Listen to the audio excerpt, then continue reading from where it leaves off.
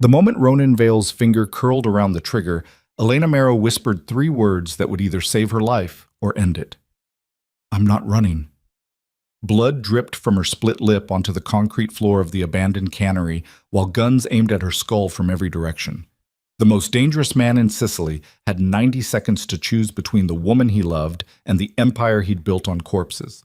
One choice meant war, the other meant watching her die. And Elena?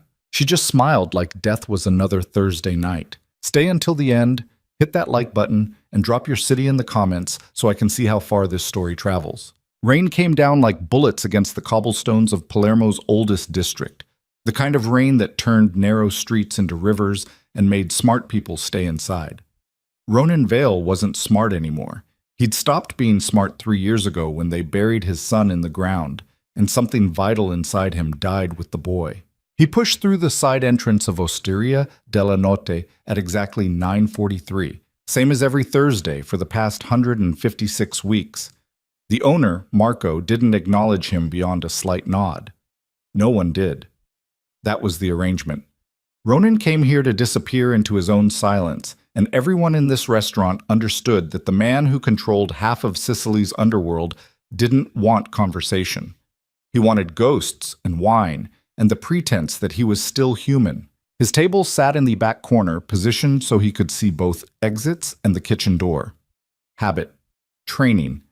Paranoia that had kept him alive through 2 decades of violence but couldn't save the one person who actually mattered. Marco brought the wine without being asked. Primitivo di Manduria, the same bottle his son used to steal sips from when he thought Ronan wasn't looking. The memory tasted like rust. Ronan poured, drank, stared at the empty chair across from him. The restaurant hummed with low conversation, couples celebrating anniversaries, families pretending their problems didn't exist outside these walls. Normal people living normal lives in a city that pretended men like Ronan Vale were just another businessman who preferred his privacy. He was reaching for his second glass when the crash happened. Glass shattered, wine exploded across white linen, a tray clattered against tile like gunfire. Ronan's hand went to his waist, old instinct, muscle memory from years when hesitation meant death. But there was no gun there tonight. Just a woman stumbling backward, eyes wide, red wine spreading across his table like a crime scene. Shit! The word came out in English, sharp and American. Shit, I am so... Marco's going to kill me. She grabbed napkins, started blotting at the wine, making it worse. Her hand shook. First day, Ronan guessed. Maybe first week. She moved like someone who'd never carried more than 3 plates at once and was currently failing at basic physics. Stop. Ronan's voice came out colder than he intended. She froze, looked at him, and didn't flinch. That was the first thing Ronan noticed. Everyone in Sicily knew his face. Everyone in Sicily knew what looking into Ronan Vale's eyes meant, that you were being measured for a grave or a favor, and neither option ended well. This woman looked at him like he was just another customer whose dinner she'd ruined. "I'll get you a new tablecloth," she said. "And more wine, the good stuff. On the house. Marco's going to murder me, but you won't have to sit in a pudding of Primitivo." American accent. New York, maybe. Or Boston. Somewhere that taught people to talk fast and apologize slowly. "It's fine." Ronan started to stand. "It's not fine. Look at this." She gestured at the disaster zone that used to be his table. "This looks like someone committed a wine homicide. Sit, please. I'll fix it."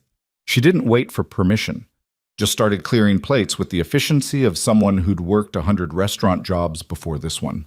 Quick hands, nervous energy, a silver ring on her thumb that caught the candlelight. Marco appeared from the kitchen looking like he wanted to commit actual homicide. "Signorina Marrow, itto icho. I know. I'm a walking disaster, but I'm fixing it, see? Already fixing it." She balanced the disaster tray on one hip and somehow didn't drop it again. 5 minutes, and this table will look better than new." Marco's eyes cut to Ronan, apology already forming. Ronan waved him off. "It's fine." "It's not fine," the woman, Marrow, said again. "But it will be." She disappeared into the kitchen. Marco lingered, uncertainty written across his face. In 3 years, Ronan had never allowed anyone to interrupt his Thursday ritual. never tolerated disruption. The protocol was silence, solitude, and enough wine to make the memories blur. "She's new," Marco said quietly. "American. Temporary worker. I can move you to another table." "No." Marco blinked. "Signore?" "It's fine," Ronan repeated. "Leave it." He wasn't sure why he said it. Maybe because she hadn't flinched. Maybe because her English reminded him of the American movies his son used to watch, the ones with the fast-talking women who didn't take shit from anyone. Maybe because something about her chaos felt like the opposite of the mausoleum his life had become. Marco retreated. Ronan sat back down in the wine-soaked chair and waited. She returned 7 minutes later with a fresh tablecloth, new wine, and a plate of arancini that hadn't been part of his original order. "Peace offering," she said, setting the food down. "Marco's recipe. They're basically Kraken fried rice form." "I didn't order this." "I know. I'm bribing you not to get me fired." She finished spreading the tablecloth with surprising precision, then poured his wine with the careful attention of someone who'd watched YouTube videos on proper service technique. "I really need this job. Like, desperately need this job. So if you could just pretend this whole thing never happened, I'll owe you one favor, redeemable whenever." Ronan studied her. Mid-30s, maybe. Dark hair pulled into a messy knot. Green eyes that held too much intelligence for someone spilling wine in a tourist restaurant. Tattoo peeking out from under her sleeve. Looked like coordinates. Numbers that probably meant something to her, and nothing to anyone else. "What's your name?" he asked. Elena Marrow."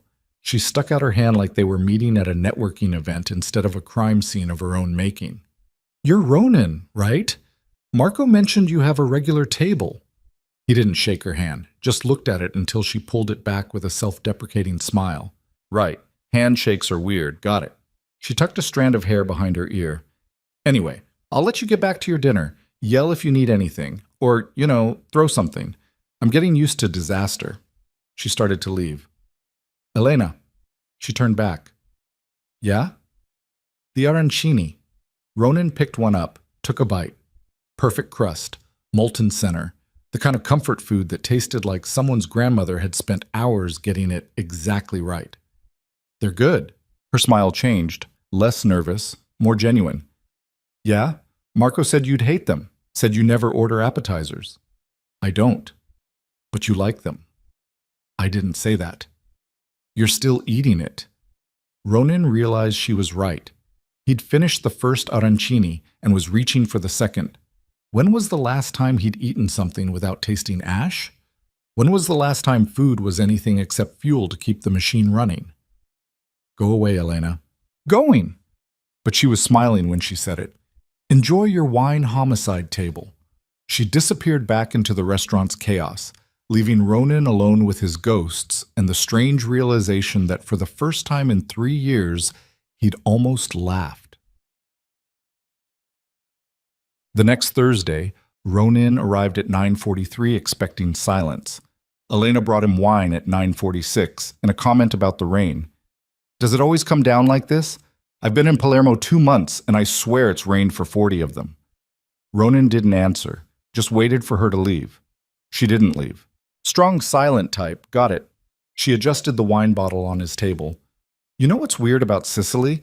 Everyone acts like the rain is some kind of biblical punishment, but then they also refuse to use umbrellas. Like, pick a lane. Either complain or get wet. You can't do both." "Are you always this talkative?" Ronan asked. "Only when I'm nervous?" "Why are you nervous?" "Because you're you." She said it matter-of-factly, like she was commenting on the weather. "Everyone in this place treats you like you're one wrong word away from burning the building down. Marco practically genuflects when you walk in. But you've been coming here every Thursday for months, and you never cause problems. You just sit here drinking wine that costs more than my rent and staring at nothing." "That bothers you?" "No, it makes me curious." Ronan leaned back in his chair, studying her with the same attention he gave to men before deciding whether they lived or died. Elena Marrow didn't look away, didn't fidget, just met his eyes with something that might have been curiosity or might have been stupidity. The line was thin. "Curiosity is dangerous," he said. "So is working at a restaurant where half the customers are probably connected to something illegal And the other half are tourists who don't tip. She shrugged. I've survived worse. Have you? It wasn't a question. Elena heard it anyway. Yeah. Something flickered across her face, too fast to name. I've survived worse. She left before Ronan could ask what that meant. But the question stayed with him through the rest of dinner, through the drive home to his empty villa on the hillside, through the hours of paperwork and phone calls that kept his empire running. Elena Marrow was either very brave or very stupid. Ronan couldn't decide which. But by the third Thursday, it became routine. Elena brought wine, made comments about the weather, the food, the strange opera music Marco played after 10 p.m. Ronan responded with silence or single-word answers that should have discouraged conversation. It didn't discourage her. You ever notice how everyone in this city acts like food is a competitive sport? She asked, refilling his glass. I mentioned I liked the carbonara at the place down the street, and Marco looked at me like I'd insulted his entire bloodline. Carbonara. It's pasta and eggs. How controversial can it be? Very, Ronan said. Finally, he speaks. Elena grinned. See, you do have opinions. I have many opinions. Name 3. Why? Because I've been serving you wine for 3 weeks, and all I know about you is that you like Primitivo, you hate small talk, and every Thursday you sit here looking like you're attending your own funeral. She pulled out the chair across from him, the empty chair, the one no one ever sat in, and dropped into it without asking permission. So, 3 opinions. Go. Ronan should have told her to leave, should have reminded her that this table, this night, this ritual was his alone. Should have done what he did to everyone else who tried to get too close. Shut them out with silence or threats, or the kind of cold violence that made people remember why his name carried weight. Instead, he said, Carbonara doesn't belong in Sicily. Elena's eyebrows shot up. Excuse me? It's Roman. The place down the street is run by transplants from Lazio who don't understand that Sicilian cuisine doesn't need cream or bacon or whatever bastardized version they're serving to tourists. Okay, that's 1. 2 more. Opera after 10 p.m. is excessive. Agreed. It makes me feel like I'm working in a funeral home. Last one. Ronan looked at her. Really looked at her. The way her fingers drummed against the table like she couldn't sit still.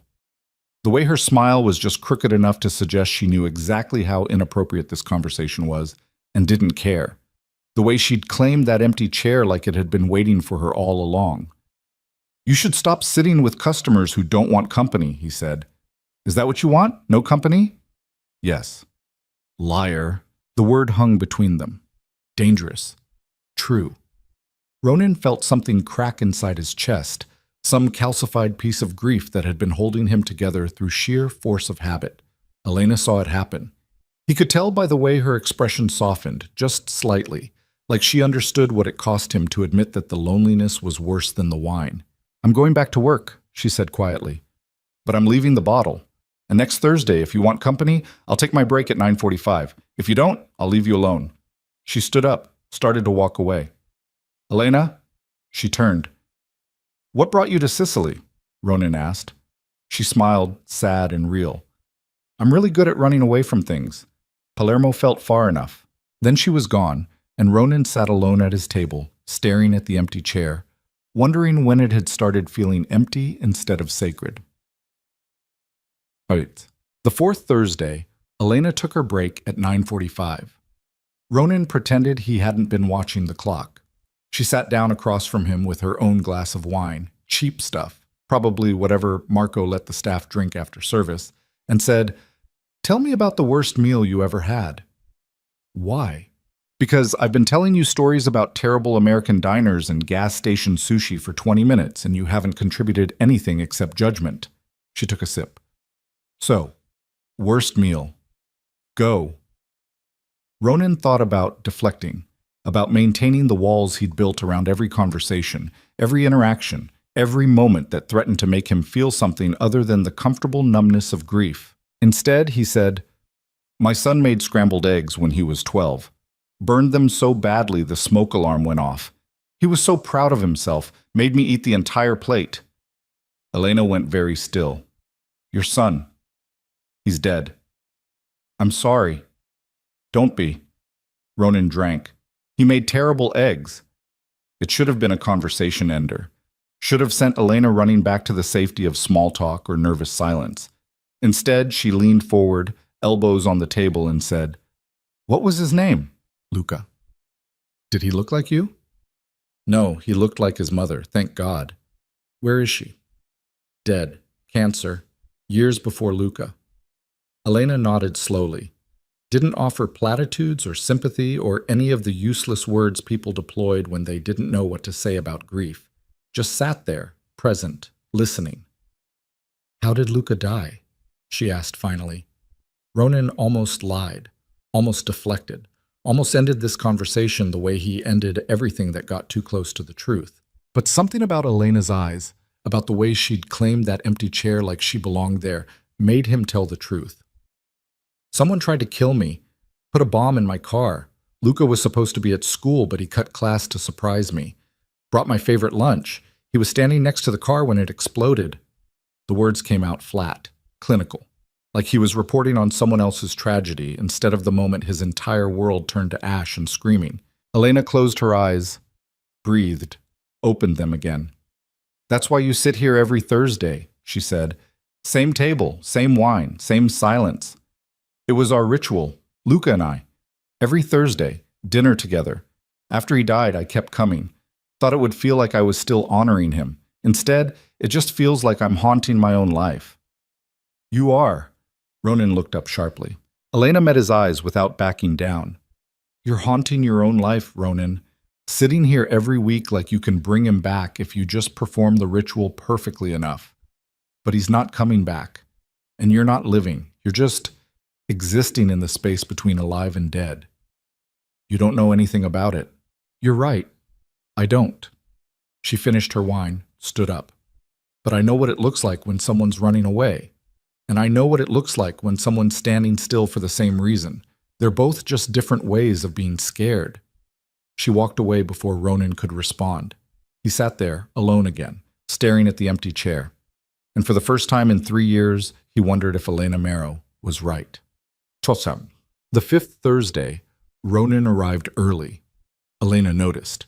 He could tell by the way her eyes tracked him across the restaurant, by the slight smile that tugged at her mouth when he sat down at 9:35 instead of 9:43. She brought wine at 9:40 but didn't sit down. "Breaks at 9:45, she said. "You're early." "I know. You waiting for someone?" "Maybe." Her smile widened. "Good answer." When she came back at 9:45, she had 2 glasses and a plate of cannoli that definitely wasn't on the menu. "Stolen goods," she announced, sitting down. "Marco's secret stash. If he asks, you don't know anything." Ronan took one. Bit down. Ricotta filling so perfect it should have been illegal. "You're corrupting me," he said. "Someone has to." Elena ate her own cannoli with zero elegance, getting powdered sugar on her chin. "You're too serious. Life's too short for all this brooding." "Easy for you to say." "Is it?" She wiped her chin. "My parents died in a car crash when I was 19. I spent the next 15 years moving from city to city because staying anywhere longer than 6 months made me feel like I was suffocating. I've had 17 jobs, 12 apartments, and exactly 0 long-term relationships because the second someone gets close, I bail." She looked at him. "So yeah, I know what running looks like. And I know what standing still looks like. They're both just prison cells with different views." "Wow, yebo simiste." Ronan set down his wine. "Then why are you still here?" "In Palermo?" "At this table." Elena was quiet for a long moment. Rain hammered against the windows. Somewhere in the restaurant, someone laughed. Marco's opera music swelled in the background. "Because you looked at me," she said finally. "That first night, when I spilled wine all over your table. You looked at me like I was a person instead of a problem. And I haven't been able to stop thinking about that. That's a terrible reason." "Probably," she smiled. "But I've made worse decisions." They sat there, 2 broken people sharing stolen cannoli in a restaurant that pretended to be respectable while serving men who made their living from violence and secrets. Ronan should have ended it there. Should have sent Elena away before she got too close to the truth about who he was, what he did. the empire of blood and bones he'd built over 20 years of survival. Instead, he said, "Tomorrow night, there's a place near the water, hidden, no tourists, no opera music, just good food and silence." Elena's eyes widened. "Are you asking me on a date?" "No." "Good, because I don't date criminals." Ronan went very still. "What did you say?" "I'm not stupid, Ronan. I've worked in enough cities, enough restaurants. I know what men like you look like. The way people move around you, the way Marco treats you, the way you watch every door like war could walk through it." She leaned forward. "I don't care what you do, but I'm not going to pretend I don't see it." "You should care." "Why?" "Because knowing what I am makes you a target." "Then I guess we're both taking risks." Elena stood up. "Tomorrow, 8 p.m. Text me the address." "I don't have your number." She grabbed a napkin, scribbled digits with someone's discarded pen. "Now you do." She walked away, leaving Ronan alone with a napkin full of numbers and the slow dawning realization that Elena Mero was going to destroy him. The restaurant near the water was called Il Rifugio, the refuge, ironic name for a place that catered to Palermo's underworld. But Ronan had learned years ago that criminals had a better sense of humor about their damnation than most people assumed. He arrived at 7:45. Elena showed up at exactly 8, wearing a dress that suggested she owned more than server uniforms and jeans. "You're staring," she said. "You're late." "I'm exactly on time. You're early." She slid into the booth across from him. "Does that make you nervous? Being predictable?" "Nothing makes me nervous." "Liar." The waiter appeared. Ronan ordered in rapid Sicilian. Elena just watched, amused. "What did you order for me?" she asked when the waiter left. "You'll see." "Control freak." "Absolutely." She laughed. Real laughter, the kind that made her eyes crinkle at the corners. Ronan realized he'd been cataloging every expression, every gesture, storing them away like they were intelligence on an enemy target instead of just a woman. A strange, fearless American woman who should have run the second she figured out what he was.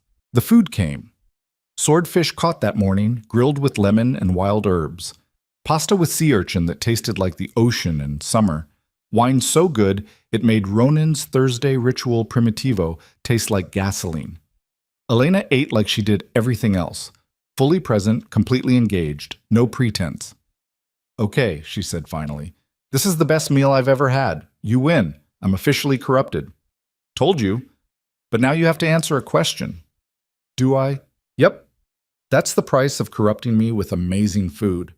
She set down her fork. "Why did you really ask me here? And don't say it's not a date. This is absolutely a date." Ronan could have lied, could have deflected, could have maintained the walls. Instead, because for 3 years I've been sitting in that restaurant waiting to feel something other than numb.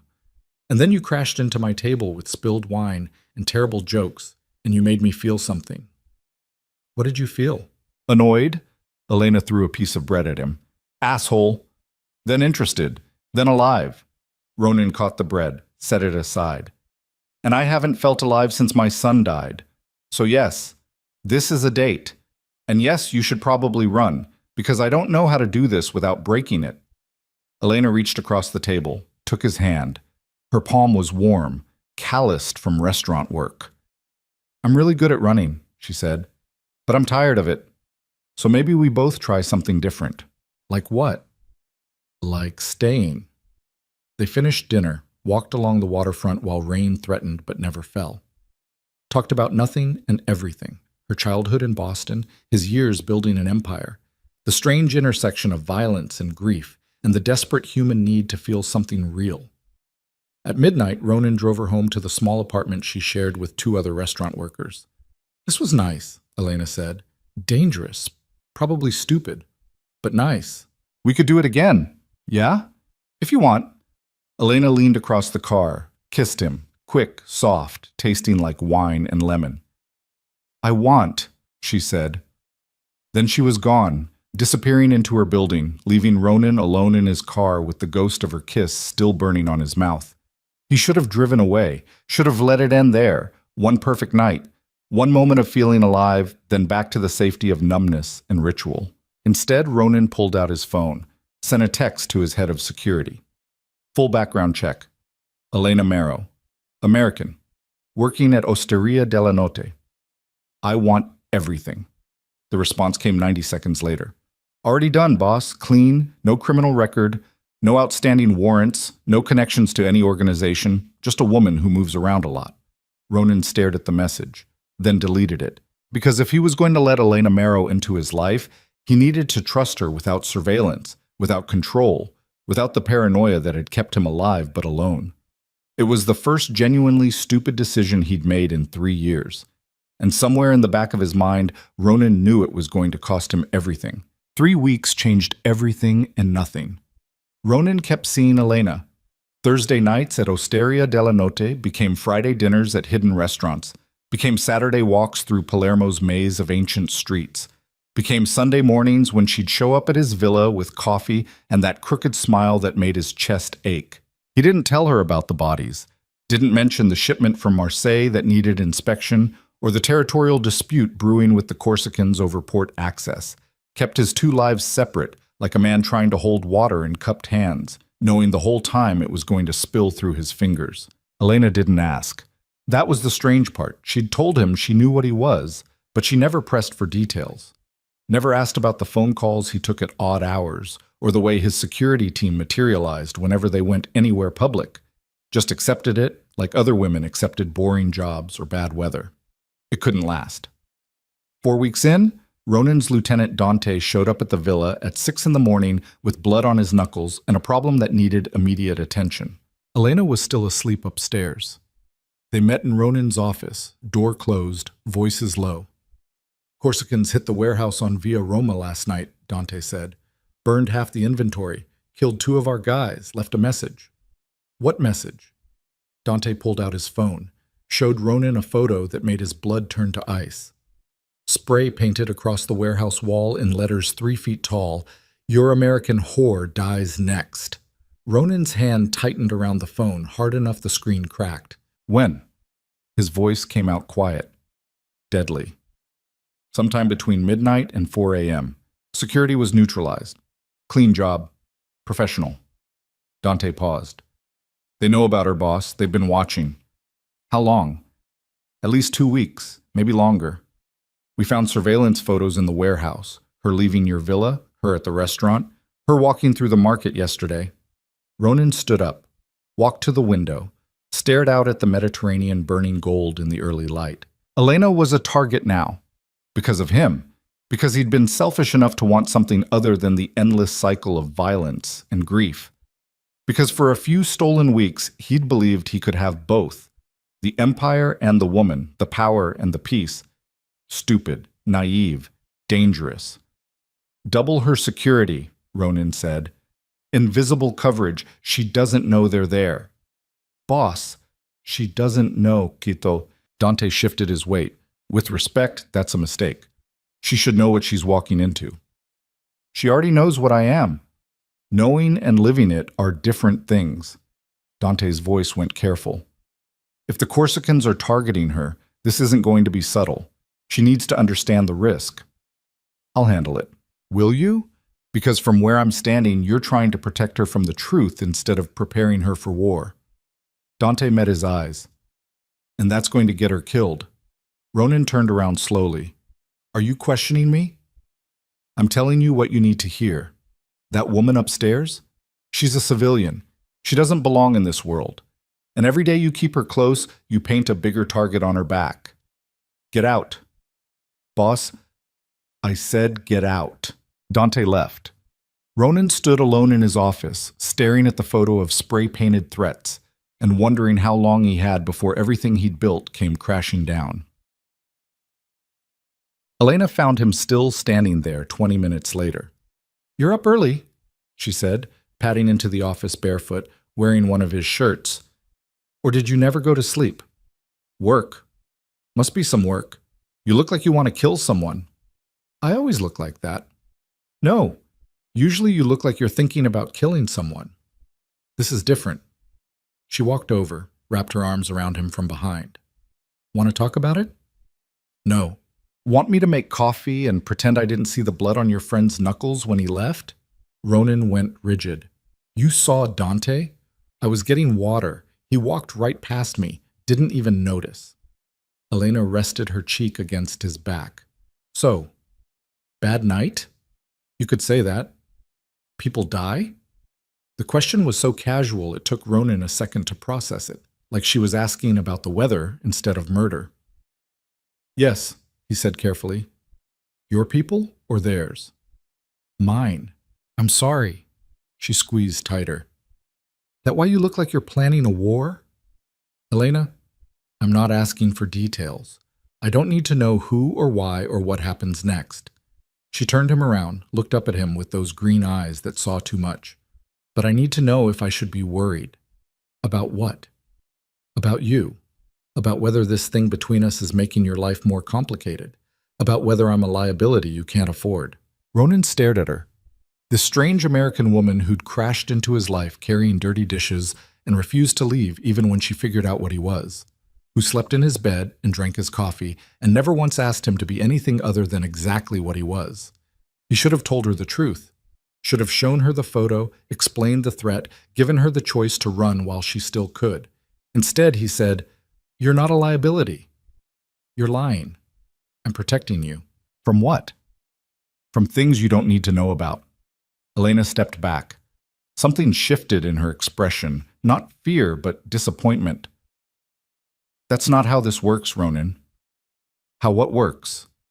This, us, whatever we're doing. She crossed her arms. You don't get to decide what I need to know. You don't get to protect me from reality by keeping secrets. That's just control dressed up as care. You have no idea what you're talking about. Don't I? Her voice went hard. I've spent my entire life around men who thought they knew better than me, who made decisions about my safety without asking what I wanted, who treated me like I was too fragile or too stupid to handle the truth. She stepped closer. I told you I knew what you were. I told you I wasn't running. But if you're going to keep me in the dark every time your world gets bloody, then we have a problem. My world is always bloody. Then I guess you better start talking. They stared at each other. Rain started falling outside, tapping against the windows like impatient fingers. Ronan could feel the moment fracturing, could feel the choice forming. Tell her everything and watch her run, or keep lying and watch her leave anyway. He chose truth. The Corsicans burned one of my warehouses last night, killed 2 of my men, left a message saying you're next. Elena went very still. Me? They've been watching you, taking photos. They know you're important to me. Ronan's jaw tightened. Which makes you a target. How long have you known? 20 minutes? And you were going to tell me when? I don't know. Never, maybe. I was going to put security on you and hope you never noticed. Jesus Christ, Ronan. Elena laughed, sharp and bitter. You were going to have me followed without my consent? Without even warning me someone wanted me dead? I was trying to keep you safe. No, you were trying to control the situation. There's a difference. She grabbed her jeans from the chair, started getting dressed with angry, efficient movements. I need to go. Elena, shh. Don't. Just don't. She pulled on her shirt. I need to think. It's not safe for you to leave. And staying here with someone who treats me like a problem to manage instead of a person is? She grabbed her bag. I'll take my chances. Ronan moved to block the door. I can't let you go. Can't or won't. Does it matter? Yeah, it actually really fucking matters. Elena's eyes blazed. Because can't means you're scared and making bad decisions. Won't means you think you own me. I don't think I own you. Then get out of my way. They stood there inches apart, both breathing hard. Ronan could smell her shampoo, could see the pulse hammering in her throat, could feel the rage and fear coming off her in waves. He stepped aside. Elena walked past him, stopped at the door. You want to know why I keep running? Why I never stay anywhere longer than 6 months? Why? Because every time I start to care about someone, they try to control me. They try to make my decisions for me. They try to protect me from a world I've been surviving in just fine without them. She looked back at him. I thought you were different. I thought you saw me as strong enough to handle the truth. You are strong enough. Then prove it. Stop treating me like I'm fragile. Stop making decisions about my life without asking me what I want. She opened the door. I'll be at my apartment. When you're ready to talk to me like an equal instead of something you need to protect, you know where to find me. She left. Ronan stood alone in his office, listening to her footsteps fade down the hallway, listening to the front door close, listening to the sound of her walking out of his life because he'd tried to keep her safe instead of trusting her with the truth. Dante was right. Knowing and living it were different things, and Ronan had just learned the hard way which one Elena needed. She didn't answer his calls. 3 days passed. Ronan sent flowers, sent messages, sent apologies that sounded hollow even to him. Elena's response came via text at 2 a.m. on the 4th day. I'm not mad you wanted to protect me. I'm mad you didn't think I deserved a choice. He called immediately. She didn't pick up. By day 5, Ronan was ready to storm her apartment. Dante talked him out of it. Give her space, he said. She's processing. Processing what? That the man she's falling for is dangerous. That loving you comes with a price. Dante lit a cigarette, offered one to Ronan. Some people can handle that cost. Some can't. Let her figure out which one she is. Ronan didn't take the cigarette. Hadn't smoked since Luca died. What if she decides she can't?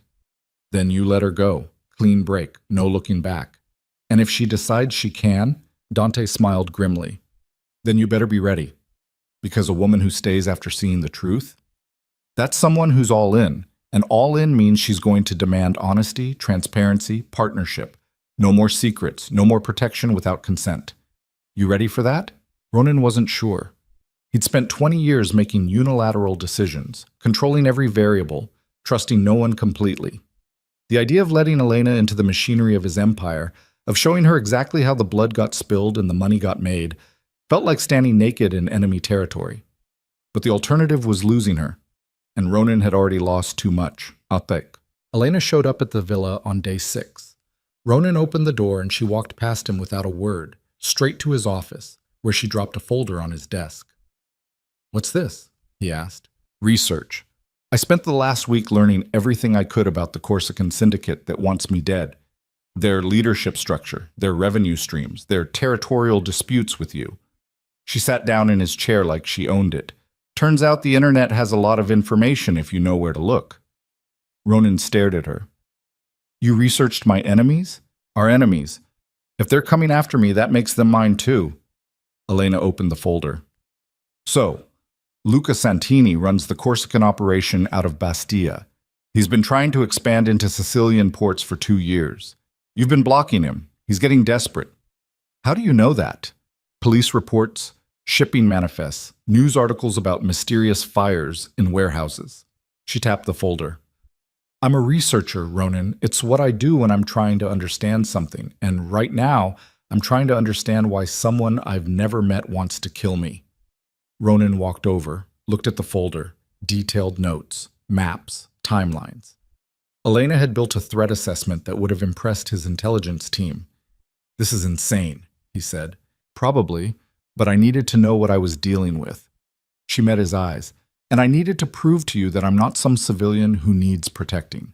I'm someone who can learn, adapt, and handle reality, even when reality involves men with guns who want me dead. Elena, I'm not done. She stood up. Here's what's going to happen. You're going to tell me everything, not just the sanitized version, everything. How your empire works, what you do, what the risks are, what happens when things go wrong. And then I'm going to decide if I want to stay. And if you decide you don't, then I walk away. Clean break. No hard feelings. She stepped closer. But if I stay, you don't get to keep secrets anymore. You don't get to make decisions about my safety without consulting me. We're partners or we're nothing. Those are the terms. Ronin looked at her. This fearless American woman who'd spent a week researching his enemies instead of running.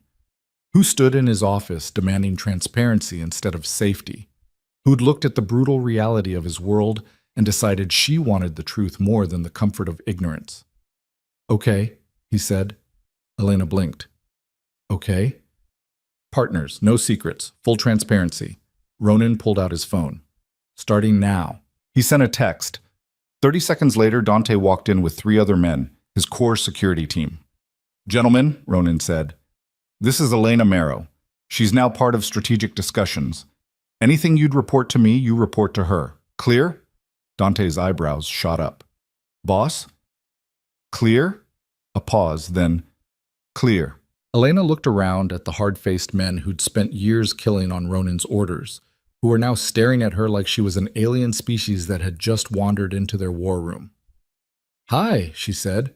"I'm the American whore the Corsicans want to murder. Nice to officially meet you." Despite everything, Dante laughed. "You've got balls, Signorina." "I really don't, but I appreciate the sentiment." She turned to Ronan. "So, strategic discussion. What's the current situation?" And just like that, Elena Marrow stepped fully into Ronan Vale's world. Sockets. The next 3 weeks were brutal education. Elena learned how money moved through offshore accounts and legitimate businesses that laundered profits from smuggling operations. Learned how territorial disputes got resolved with violence or negotiation depending on which option cost less blood. Learned the names of Ronan's lieutenants, his enemies, his allies, the intricate web of relationships that kept his empire functioning. She sat in on meetings, listened to men discuss shipments and payments and problems that needed eliminating. Watched Ronan issue orders with cold precision, deciding fates with the same casual efficiency other men used to plan dinner. It should have horrified her. Instead, it clarified things. "You're good at this," she said one night, after a particularly tense negotiation with an Albanian smuggler. "The leadership thing, the way you read people. 20 years of practice. How did you start?" Ronan poured wine. They were back at Osteria della Notte. Thursday night ritual resumed, but different now. Elena sat across from him as a partner instead of a mystery. "You really want to know?" "I really want to know." So he told her about growing up in Palermo's slums, about his father, a dock worker who drank too much and died owing money to dangerous people, about being 14 years old and desperate enough to run errands for the local boss, about learning that power was the only thing that kept you safe in a world designed to grind you into dust. "By the time I was 20, I'd killed 3 men, Ronan said quietly. By 25, I was running my own crew. By 30, I controlled half the port. It wasn't some grand plan. It was just survival. And then one day I looked around and realized survival had turned me into the thing I used to fear." "Do you regret it?" "Parts of it. Luca's mother, she wanted me to go legitimate, said we had enough money, enough power, said I could walk away." He stared at his wine. "I told her I would. After 1 more year, 1 more deal, 1 more consolidation of territory. She died waiting for me to keep that promise." "And Luca?" "Luca wanted to go to university in Rome, study architecture, build things instead of destroying them." Ronan's voice cracked slightly. "I told him he could. After he learned the business, after he understood how the empire worked, he died waiting for me to let him go." Elena reached across the table, took his hand. "You can't change the past," she said, "but you can change what you do next. Can I? Because right now all I see is history repeating. The Corsicans want you dead. My enemies want leverage. And every day you stay with me, the target on your back gets bigger. So what do you want to do? Send me away? Lock me in a fortress? Pretend we never met?" "I want you safe." "I am safe. I have a small army following me everywhere I go. I have access to intelligence about threats before they materialize. I have you." Elena squeezed his hand. "But if you want me gone, just say it. Don't hide behind protection. Be honest." Ronan looked at her. This woman who'd waltzed into his life demanding truth and partnership and refused to let him hide behind the walls he'd spent decades building. "I don't want you gone," he said. "I want you here. Always. Even though it's selfish and dangerous and probably going to end badly." "Probably," Elena smiled. "But I'm staying anyway." They finished dinner, walked through Palermo's streets while invisible security teams shadowed them, went back to the villa and made love like the world wasn't actively trying to kill them. For 3 weeks, it almost worked. Then Tuesday happened. Elena disappeared between the restaurant and her car. She'd insisted on keeping her apartment, keeping her job, keeping some semblance of normal life despite the security teams and the threats and the reality that she was now the known partner of Sicily's most dangerous criminal. Ronan had argued, had wanted her at the villa full-time where he could control every variable. Elena had refused. "I'm not a prisoner. I'm your partner. That means I get to live my life." So they'd compromised. Security teams, check-in calls every 2 hours, restricted movement to safe zones they'd vetted together. It should have been enough. Tuesday night, Elena left Osteria della Notte at 11 p.m. after her shift, called Ronan from her car, told him she'd be home in 20 minutes. She never arrived. The security team called at 11:45. "Boss, we have a problem." Ronan's blood turned to ice. "Where is she?" "Gone. Her car's here but empty. No signs of struggle. Clean extraction." "How long?" 10 minutes. Maybe 15. "We're checking traffic cameras now." Ronan was already moving, grabbing his jacket, his gun, car keys. "Lock down the city. Every asset, every contact. I want her location in the next hour, or people start dying." He hung up, called Dante. "Elena's been taken." Silence. Then, "Corsicans? Who else?" "I'll mobilize the crews. Where do you want them?" "Everywhere. Tear this city apart. Find her." Ronan drove through Palermo's rain-soaked streets like a man possessed. Called in every favor, activated every surveillance network, put word out to every informant that there was €1,000,000 for information on Elena's location. His phone rang at 1 a.m. Unknown number. Ronan answered. "Buonasera, Signor Val." The voice was smooth, accented, Corsican. "I believe we have something that belongs to you." "Where is she?" "Safe. For now. Unharmed. For now." A pause. But that status can change very quickly depending on how this conversation goes. Ronan forced himself to breathe, to think, to not let rage cloud judgment. "What do you want?" "Straight to business. I appreciate that." The voice chuckled. "I want 3 things, Signor Val.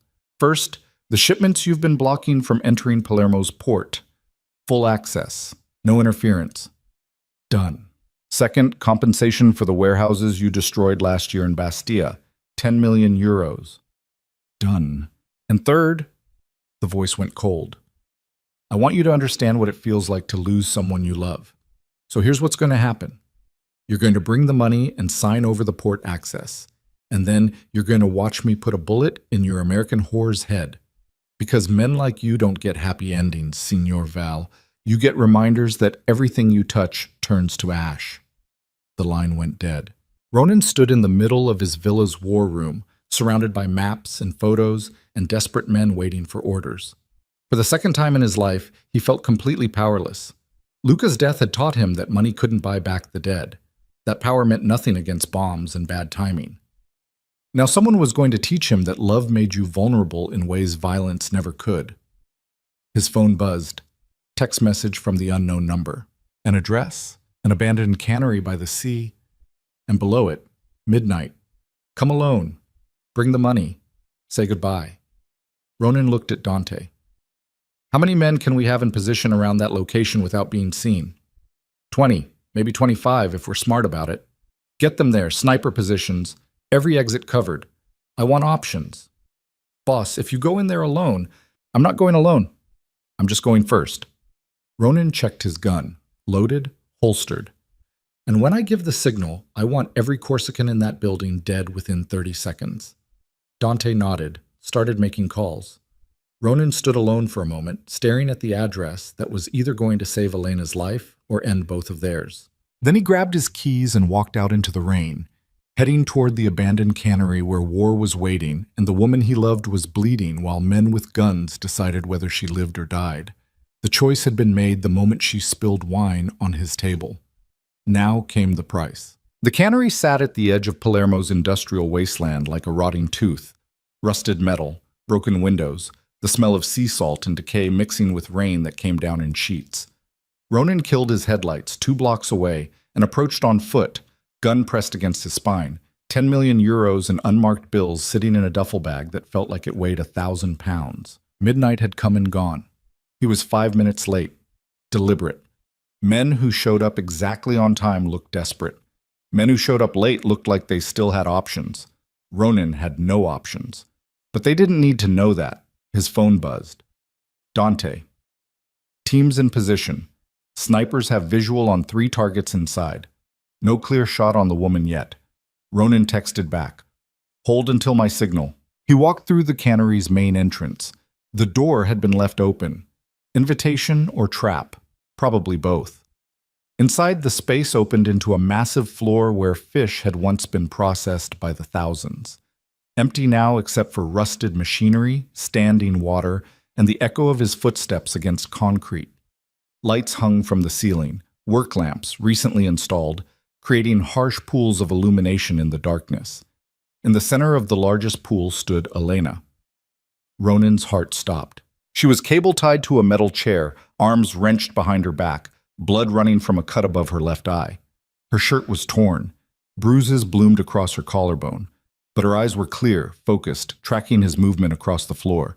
And behind her, pressing a Beretta against her temple, stood a man Ronan recognized from intelligence photos, Luca Santini, head of the Corsican syndicate. Mid-50s, silver hair, expensive suit that was somehow still immaculate despite the rain and the industrial decay.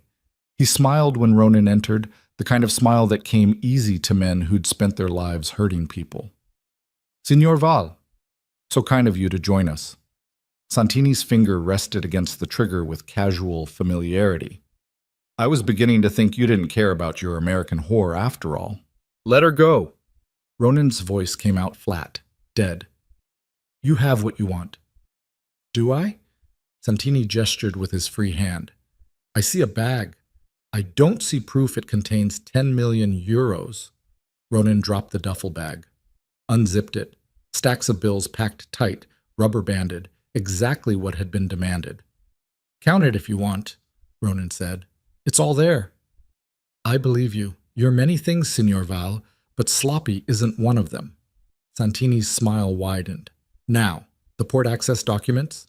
Ronan pulled folded papers from his jacket, walked forward slowly, every muscle coiled, calculating distances and angles, and how fast he could draw his gun before Santini pulled the trigger. Not fast enough. The math was brutal and clear. He stopped 10 feet away, held out the documents. One of Santini's men, thick-necked, dead-eyed, the kind of muscle every criminal organization employed, stepped forward and took them, unfolded them, scanned the signatures. They're legitimate, the man said. Excellent. Santini's gun never wavered from Elena's head. So, here we are. You've met my demands. Shown me you value this woman's life more than territory or money. Very touching, very human. His finger tightened on the trigger. Now watch her die. Wait, the word came from Elena. Santini paused. The whore speaks. How delightful. I have a counteroffer, Elena said. Blood dripped down her face, but her voice stayed steady. You let me go, Ronan gives you an additional 5 million euros, and you walk away with 15 million total plus port access. Everyone wins. Santini laughed. I already have the money and the port access, Cara. Why would I need your counteroffer? Because if you kill me, Ronan will hunt you to the ends of the earth. He'll burn Corsica to the ground. He'll murder everyone you've ever cared about. Elena's eyes met Ronan's. But if you let me go, he'll honor this deal. No retaliation, no war. You get your victory and you get to live. You think very highly of your value. I think very clearly about consequences. Elena's voice didn't shake. You want to break him? You've already done that. You took me. You proved he's vulnerable. You've won. Killing me just guarantees mutual destruction.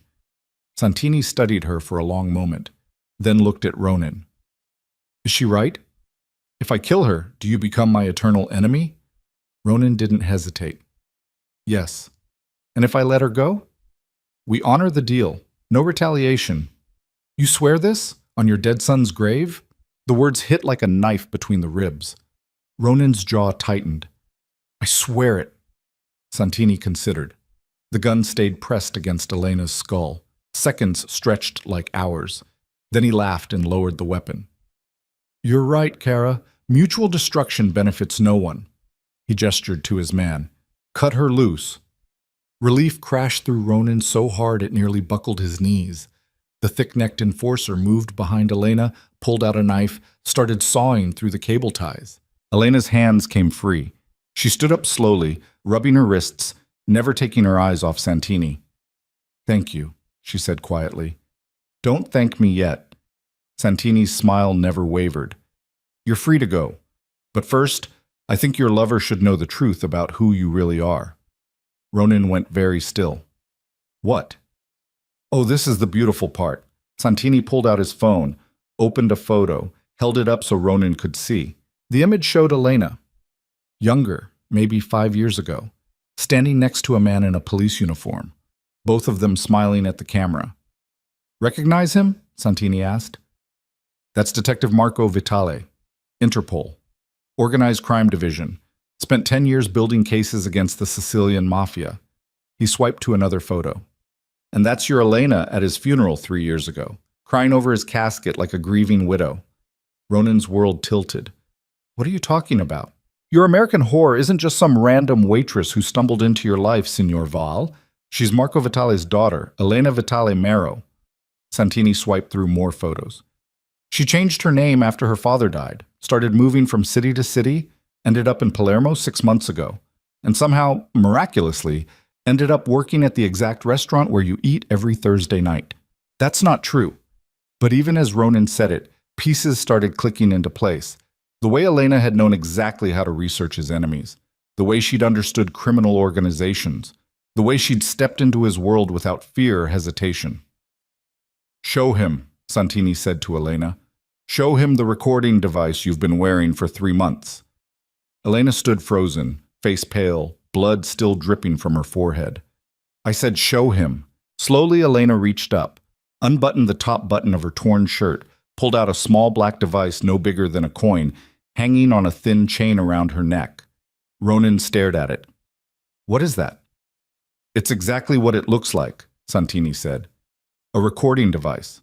Voice-activated, encrypted, transmitting directly to someone very interested in your business operations." He looked at Elena. "Who's your handler, Kara? FBI? Interpol? Or is it someone more local?" Elena's hands trembled. The device swung from the chain like a pendulum. "Tell him," Santini pressed.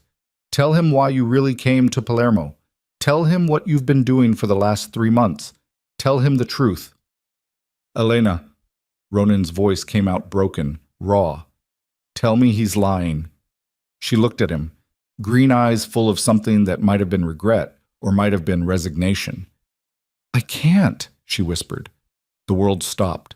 Ronan felt something fundamental shatter inside his chest. Felt the last 3 months replay in his mind with new context. Every conversation, every intimacy, every moment he'd thought was real, now revealed as performance.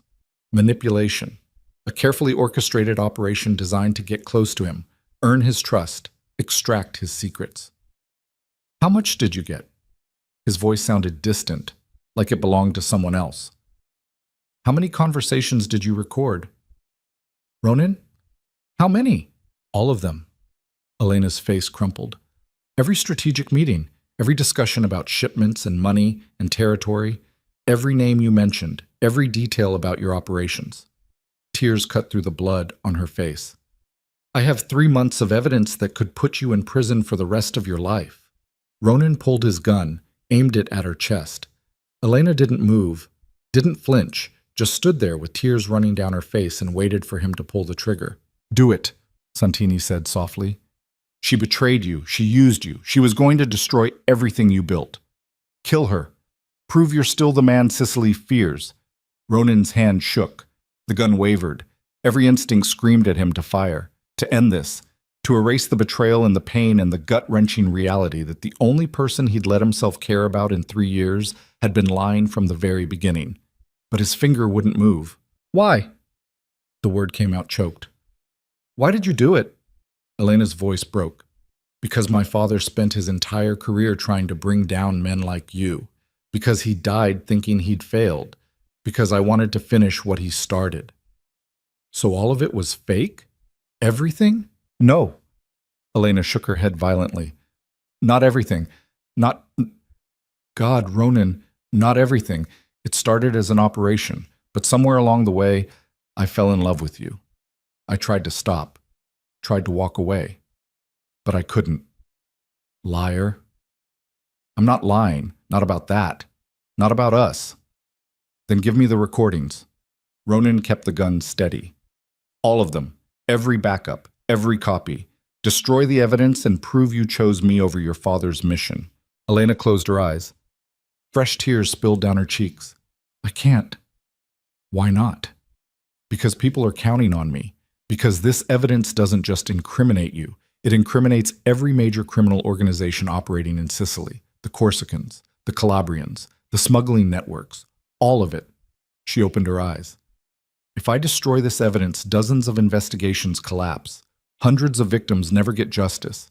Everything my father died for becomes meaningless. And if you don't, then I send the man I love to prison.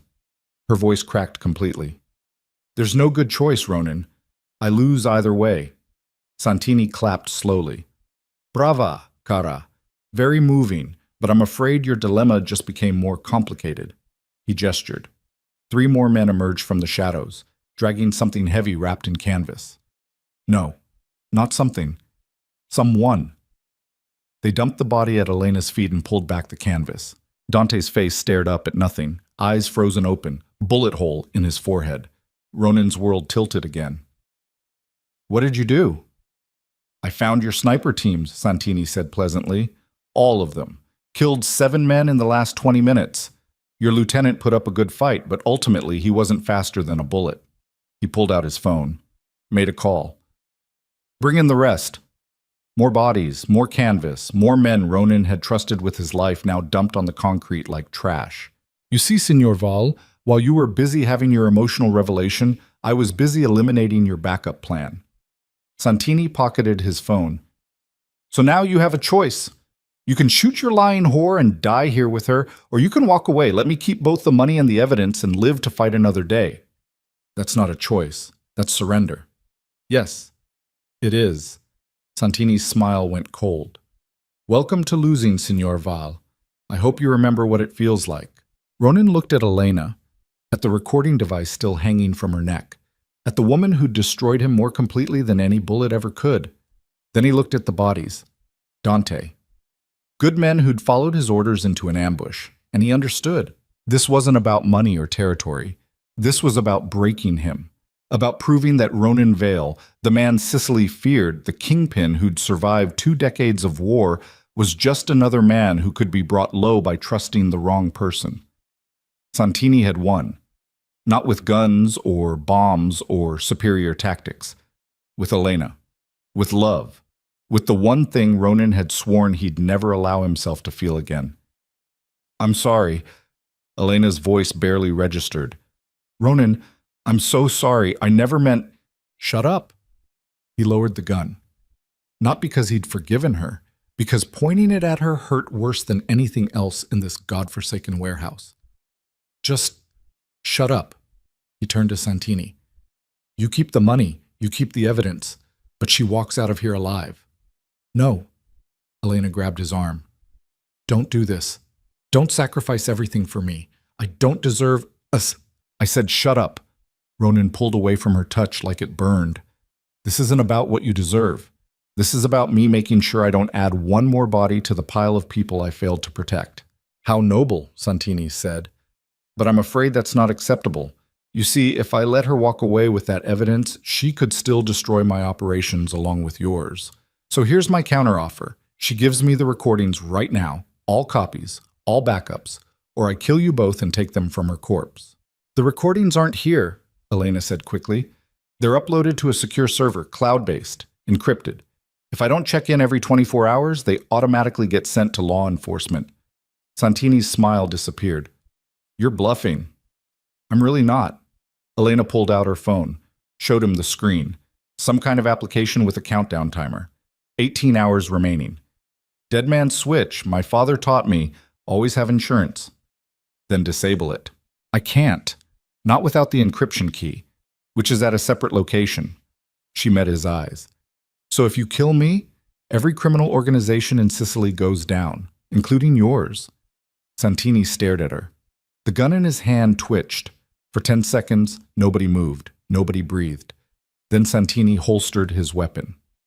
"You're more clever than I gave you credit for, Kara," he nodded to his men. "Let them go." "What?" One of the enforcers looked confused. "I said let them go, both of them." Santini's eyes never left Elena. "But understand this, Signorina Vitale. You and I are now in a very delicate dance. If those recordings surface, I will hunt down everyone you've ever cared about and make them beg for death. Your friends, your colleagues, anyone stupid enough to help you." He stepped closer. "And if you try to run, if you try to hide, I will find you. Do you understand?" Elena nodded. "Good." He looked at Ronan. "And you, Signor Val, our deal stands. You stay out of my territory. You honor the agreements, and in exchange, I won't immediately kill everyone you love." He gestured to the bodies on the floor. "Though I've already made a good start." Ronan said nothing, just stood there, surrounded by dead men, staring at the woman who'd destroyed him and the criminal who'd orchestrated it all. "Now get out of my sight," Santini said, "both of you, before I change my mind." Ronan turned and walked toward the exit. Didn't look back to see if Elena followed. Didn't care. His entire body felt numb, mechanical, like he was piloting a corpse through the motions of survival. Behind him, he heard Elena's footsteps. Fast, desperate. "Ronan, wait. Don't!" He kept walking. "Don't talk to me. Don't follow me.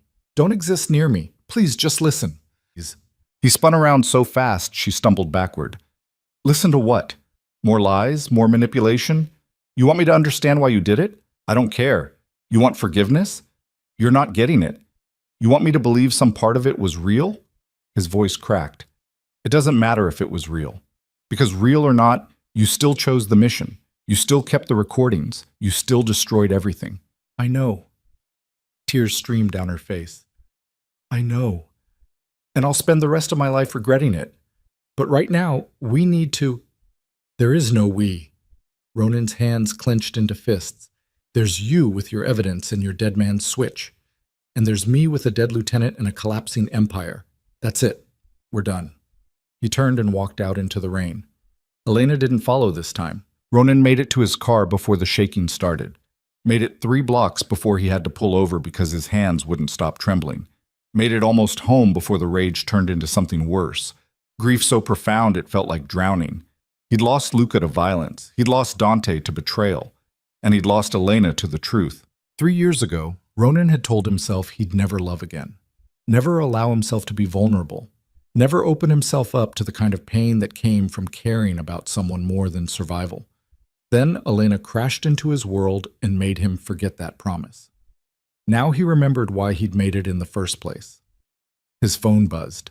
Message from an unknown number. He almost didn't open it. Almost threw the phone out the window and drove into the sea and ended this nightmare the easy way. But habit overrode despair. He opened the message. A video file.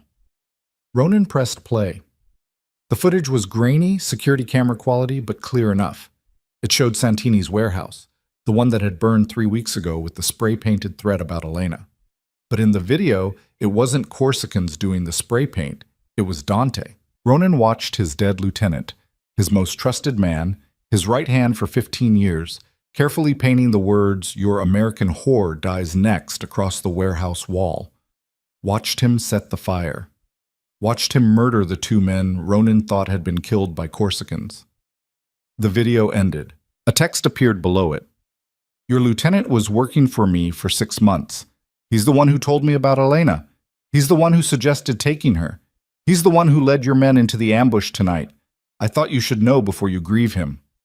Santini Ronan sat in his car, rain hammering the windshield, staring at evidence that the only person he'd trusted unconditionally had been a traitor all along. Not just Elena. Dante, too. His empire wasn't just fractured, it was infiltrated, compromised at the highest levels. And he had no idea who else had betrayed him. Another message arrived. Different number. "We need to talk. There's more you don't know. Meet me at the old church on Via Cappuccini. 1 hour. Come alone. I'll explain everything."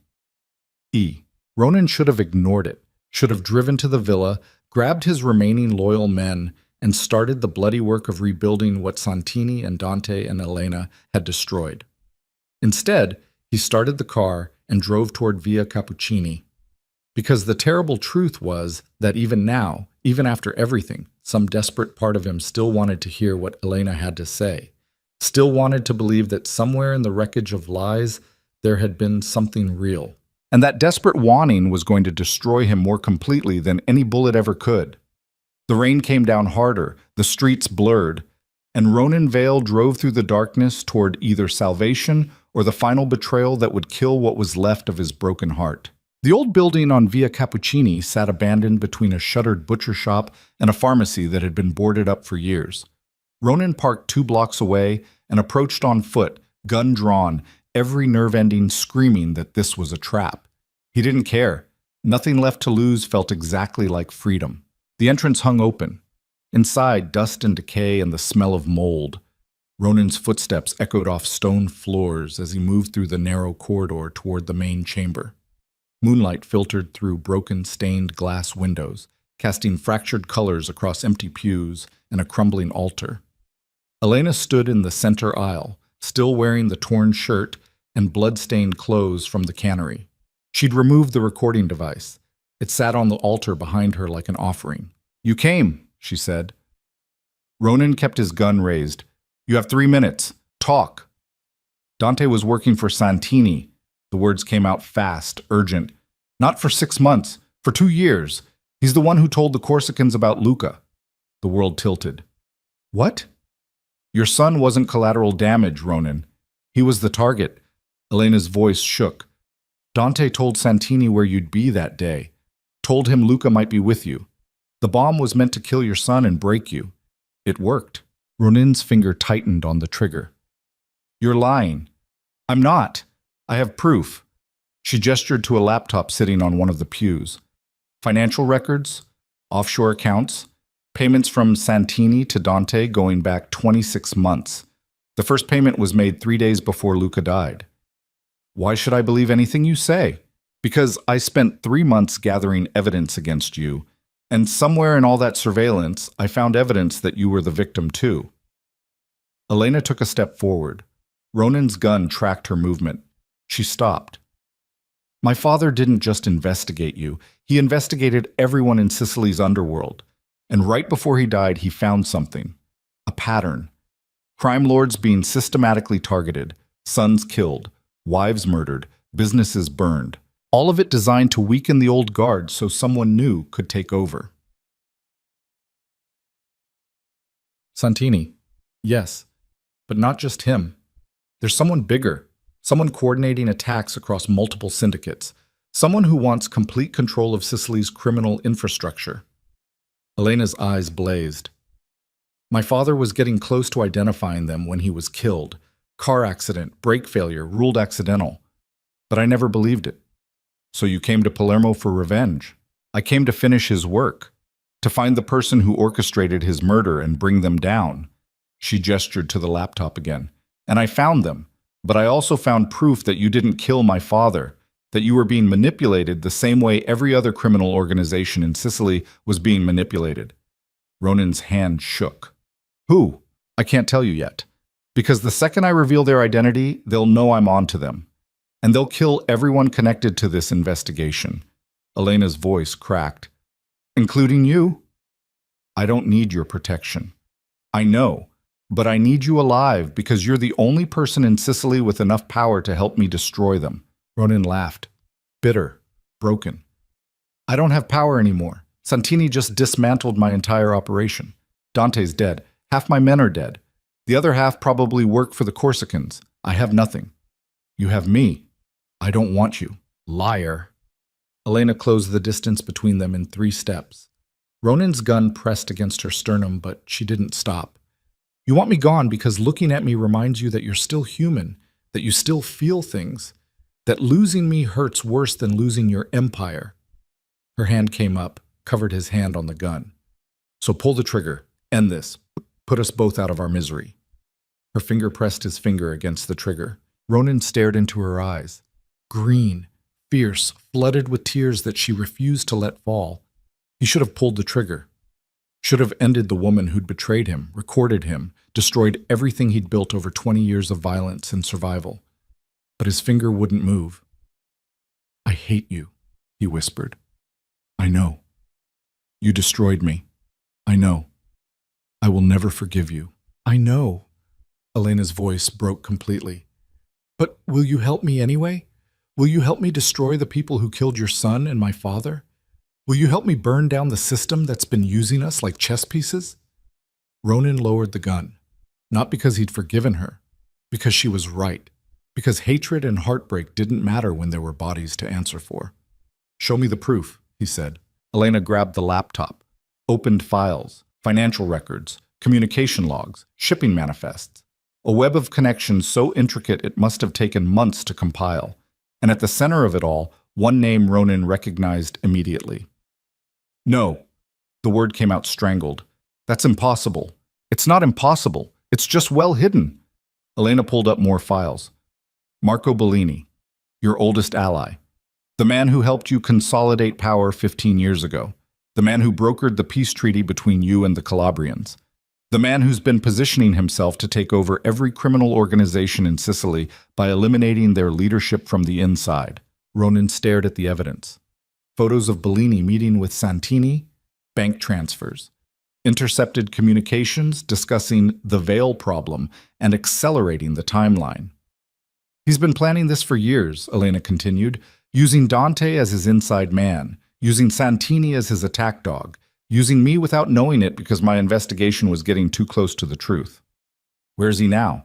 That's the problem. He knows I'm onto him. The dead man's switch I told Santini about? It's real, but it's not set up the way I said. Elena pulled up another screen. The recordings don't go to law enforcement. They go to Bellini. He demanded I feed him intelligence about you in exchange for information about my father's death. I've been playing both sides. And now he knows I've figured out he's the one who killed my father. So the countdown isn't a countdown to the evidence being released. It's a countdown to Bellini activating every sleeper asset he has in Sicily and starting a war that will burn this entire island to the ground. Elena's hands shook on the keyboard. We have 16 hours to stop him. Ronan's mind raced. Bellini, the man who'd been his mentor, who'd taught him strategy and patience and the long game. Who'd been there when Luca was born, who'd attended the funeral with tears in his eyes and promises of vengeance. All of it a lie. All of it manipulation. Where does he operate from? Ronan asked. Villa outside Cefalù. Fortified. Private security. 12 men minimum. Maybe more. Elena closed the laptop. We can't assault it directly. We'd be dead before we got through the gate. So what do you suggest? We give him what he wants. Ronan looked at her. Explain. Bellini wants you dead. Wants your empire absorbed into his network. Wants me dead because I know too much. Elena met his eyes. So we give him both. We stage our deaths, make him think he's won. Then we hit him when his guard is down. That's insane. You have a better idea? Ronan didn't. His entire world had collapsed in the span of 6 hours. His lieutenant was a traitor. His oldest ally was his worst enemy. The woman he loved had been using him for evidence. Every foundation he'd built his life on had turned out to be quicksand. The only thing left was scorched earth. What do you need from me? He asked. Elena pulled out her phone, started typing. I need you to trust me one more time. I need you to follow my lead even when it doesn't make sense. And I need you to accept that this might be a suicide mission. I'm already dead. Have been since Luca. No. You've been surviving. There's a difference. She sent the message. Now you're going to live long enough to make them pay. Her phone buzzed. Reply message. She read it and nodded. What did you just do? Ronan asked. Called in the only person who might be able to help us. Elena pocketed her phone. And hoped they don't kill us on sight. Well, the person who showed up 30 minutes later was the last human being Ronan expected to see. Chiara Andretti. Federal prosecutor, based in Rome. Built a career destroying organized crime operations across Italy. She'd tried to bring Ronan down twice in the last 5 years and failed both times because his lawyers were better and his evidence disposal was flawless. She walked into the abandoned building wearing tactical gear and carrying a pistol like she knew how to use it. Signorina Vitale, she said to Elena, your father would be proud or horrified, possibly both. You knew my father? Worked with him on 3 investigations before he died. He was a good man, obsessive, reckless, but good. Kiara's eyes cut to Ronan. And you, Ronan Vale, I've spent years trying to put you in prison. The feeling is mutual, I'm sure. She holstered her weapon. Elena sent me your evidence. If it's legitimate, Marco Bellini is the biggest criminal conspiracy case in Italian history. If it's fabricated, you're both trying to use me to eliminate a rival. It's legitimate, Elena said. Every file, every transaction, every communication. Then we have a problem. Because Bellini has connections in Rome that go very high. Judges, politicians, law enforcement. If I move against him officially, he'll know before I finish the paperwork. He'll disappear. We'll never touch him. So we move unofficially, Ronan said. Chiara raised an eyebrow. You're suggesting I break the law? I'm suggesting you decide what's more important, following procedure or stopping a man who's orchestrated dozens of murders and is about to start a gang war that will kill hundreds. She considered this for a long moment. Then, what's your plan? Elena laid it out, fast, precise. A plan so reckless it might actually work. They would stage a confrontation at Ronan's villa.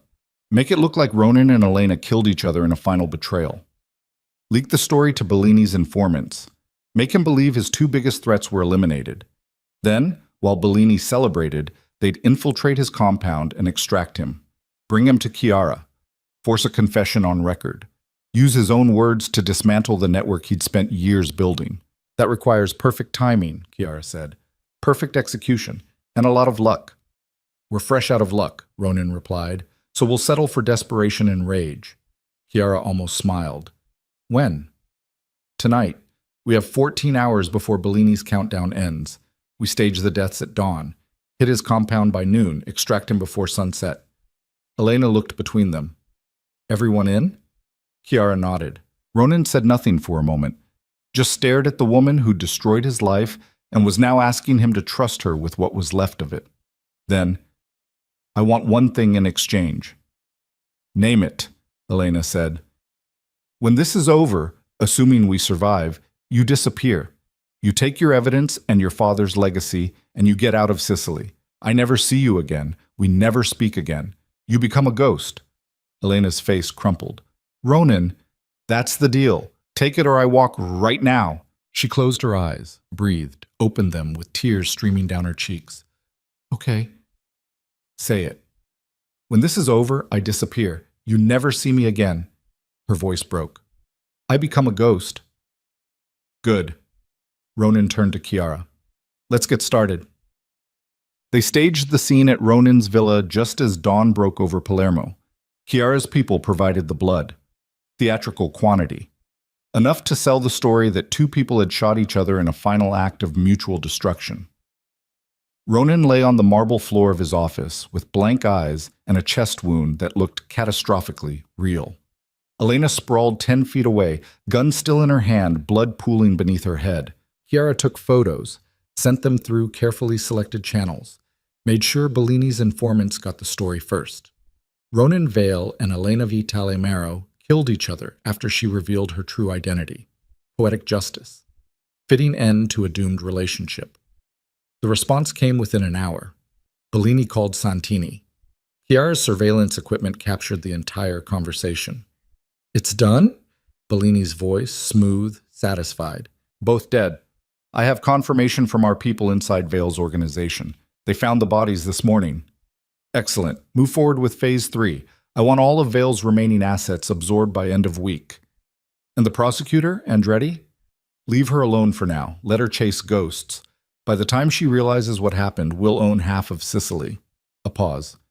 Celebrate tonight. You've earned it. The call ended. Chiara looked at Ronan and Elena, both sitting up now, wiping fake blood off their faces. He bought it. Good. Ronan stood. His entire body ached from lying motionless for 90 minutes. How long until his guard drops? Based on his patterns? 6 hours. He'll be at his villa by noon, probably drunk by 2. That's our window. Then we move at 1. Ronan checked his gun. Real bullets this time.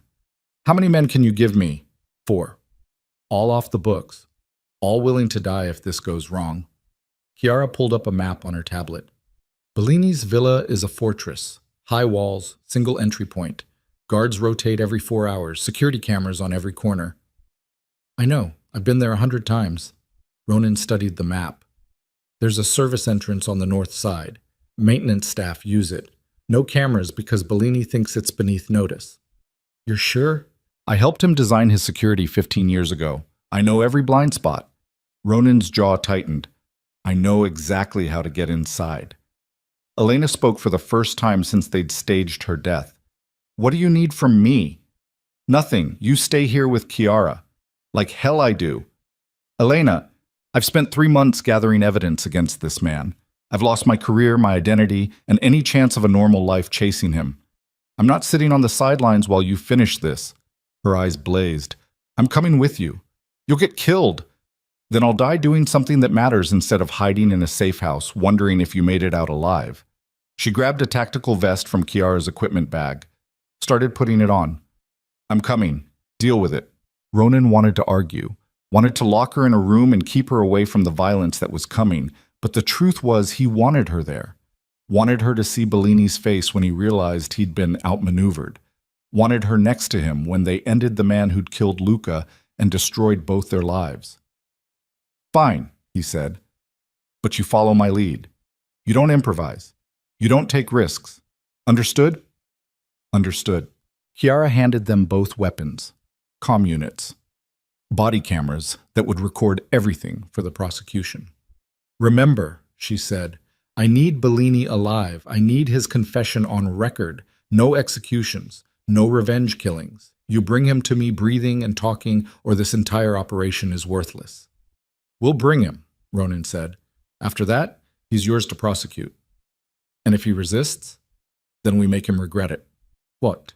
They hit the compound at exactly 1 p.m. Ronan's intel was perfect. The service entrance sat unguarded, cameras disabled for maintenance just like they were every Tuesday afternoon. Bellini's arrogance had created the exact vulnerability they needed. Ronan went first. Elena followed. Chiara's 4 operatives fanned out behind them, moving through the villa's lower level with practiced silence. They encountered the first guard in the wine cellar. Ronan put him down with a suppressed round before the man could shout.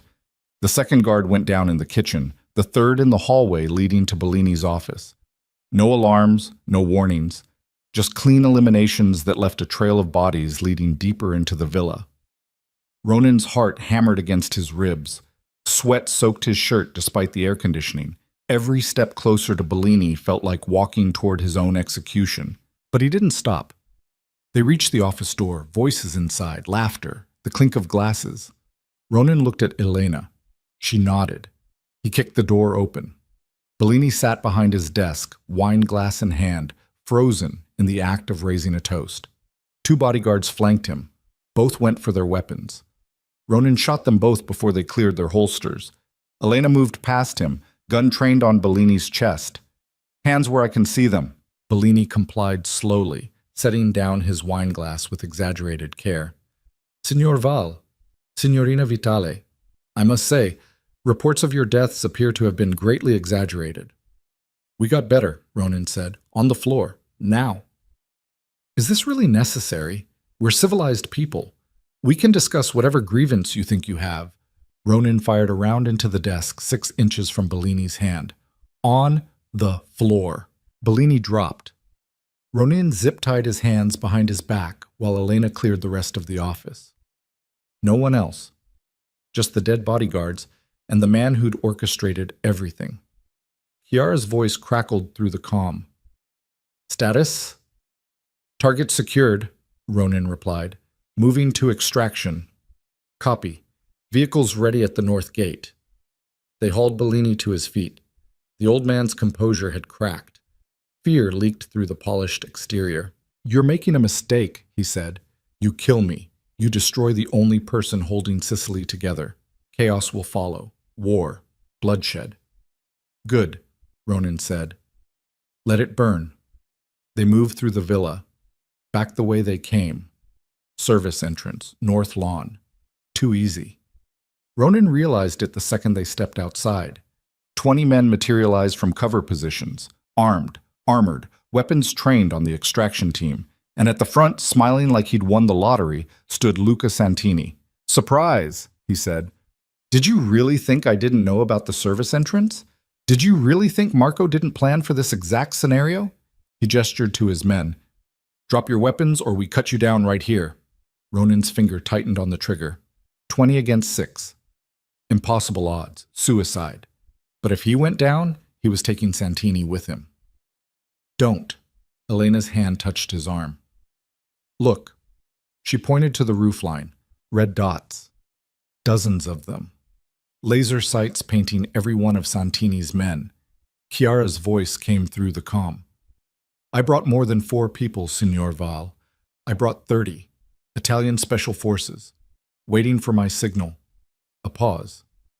"Santini, this is Federal Prosecutor Chiara Andretti. You and your men are surrounded. Drop your weapons and you live. Resist and you're all dead in 10 seconds.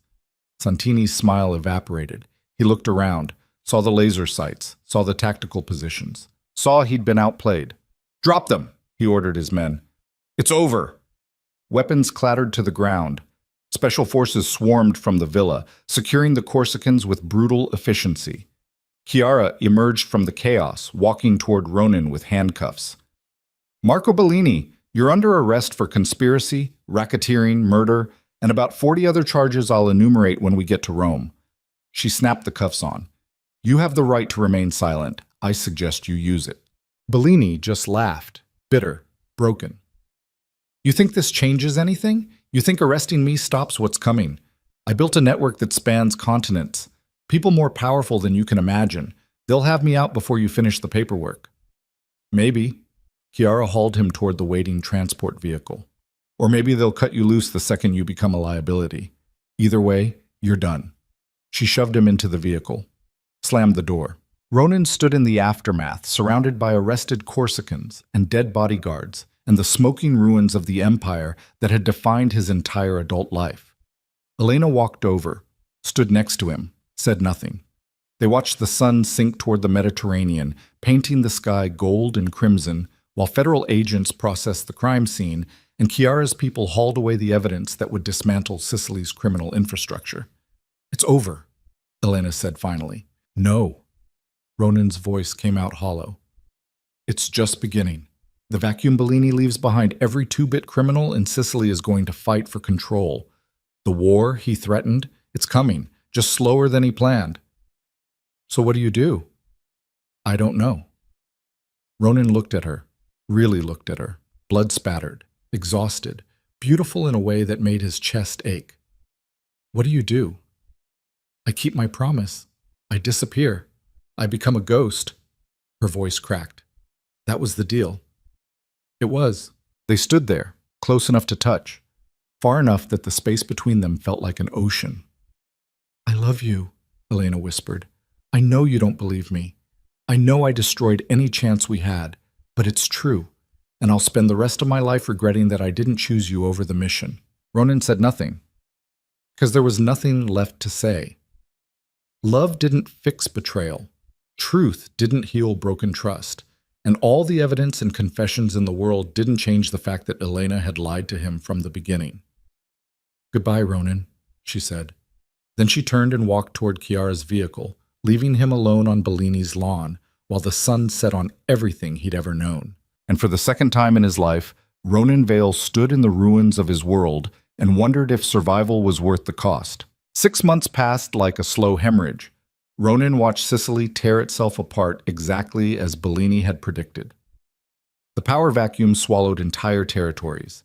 The Calabrians pushed in from the mainland. The Albanians seized the ports.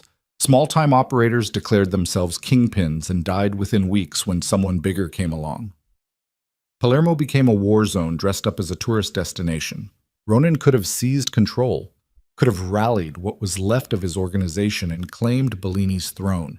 Every surviving lieutenant told him the same thing. The city needed a strong hand, needed someone who understood the old rules, needed him. He told them all the same thing: find someone else. Because the truth Ronan had learned bleeding on Bellini's lawn was simple and brutal. He was tired of violence, tired of empire, Tired of watching people die for territory that didn't matter and money that bought nothing except more death. So he walked away.